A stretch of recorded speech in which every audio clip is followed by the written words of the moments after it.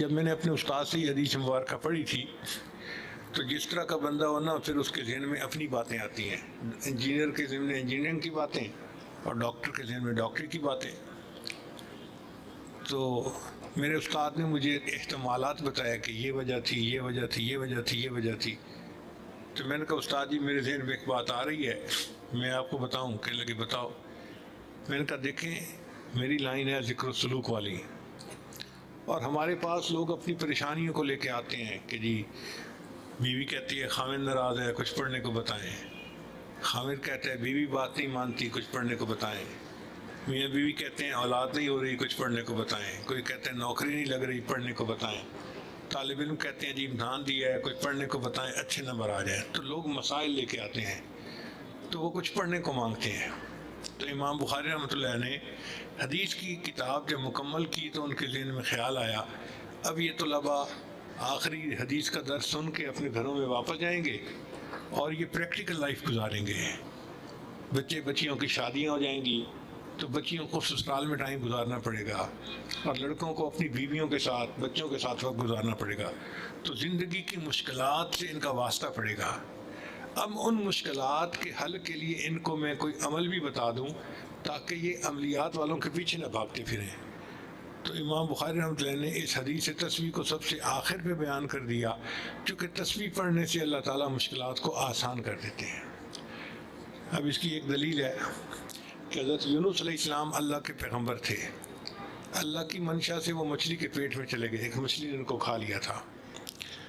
تو مچھلی کے پیٹ کے اندر وہ اندھیرے میں تھے اور وہاں سے نکلنے کا کوئی طریقہ نظر نہیں آتا تھا. کیسے نکلیں؟ تو انہوں نے اللہ کی تصویر بیان کی تھی، لا الہ الا انت سبحانک انی کنت من الظالمین. اللہ فرماتے ہیں فلولا انہ کان من المسبحین، اگر یونس علیہ السلام اللہ کی تصویر بیان نہ کرتے للبث فی بطنہ الی یوم یبعثون، تو وہ قیامت تک مچھلی کے پیٹ کے اندر ہی رہتے. قیامت تک مچھلی کے پیٹ کے اندر ہی رہتے، مگر تصویر پڑھنے سے اللہ نے ان کو مچھلی کے پیٹ سے نجات عطا فرما دی. تو اگر یہ تصویر مچھلی کے پیٹ سے بندے کو نکال دیتی ہے، اس کا مطلب یہ کہ کوئی بھی بندہ قرضے کی مچھلی کے پیٹ میں پھنسا ہوا ہے، نکلنے کا راستہ نظر نہیں آتا، تو وہ اگر یہ تصویر پڑھے گا تو اللہ اس کو قرضے کی مچھلی کے پیٹ سے بھی نکال دیں گے. تعلیم مکمل ہو جاتی ہے، رشتہ نہیں آتا. اب بچی خود تو کچھ نہیں کر سکتی. ماں باپ بھی کہتے ہیں جی کہ ہم بچی کو خود تو نہیں کہیں چھوڑ کے آئیں گے، کوئی رشتہ مانگنے آئے گا تو شادی کریں گے نا.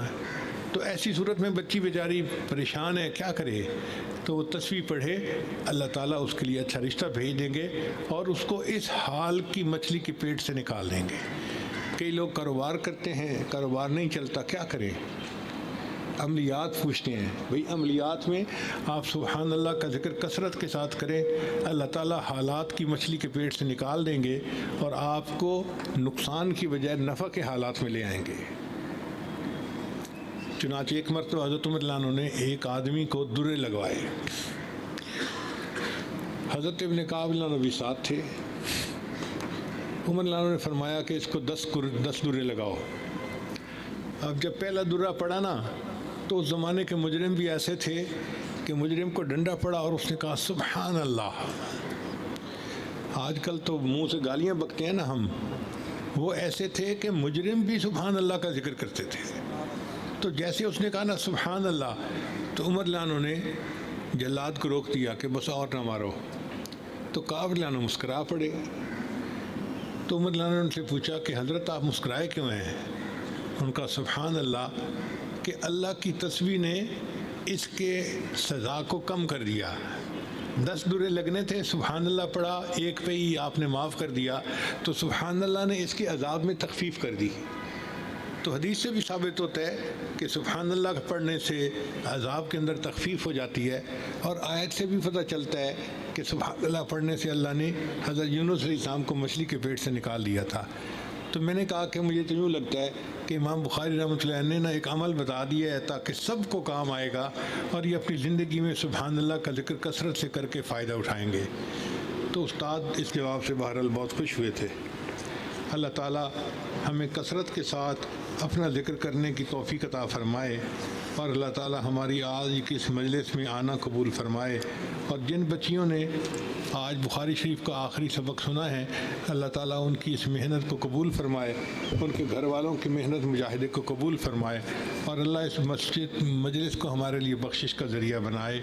وآخر دعوانا ان الحمد للہ۔ ویڈیو کے نیچے سبسکرائب کے بٹن پہ کلک کریں، بیل کے آئیکن پہ کلک کیجئے تاکہ ہر نئی ویڈیو کی نوٹیفیکیشن آپ کو مل جائے، اور تھمز اپ کا بٹن دبا کر اس ویڈیو کو لائک کریں۔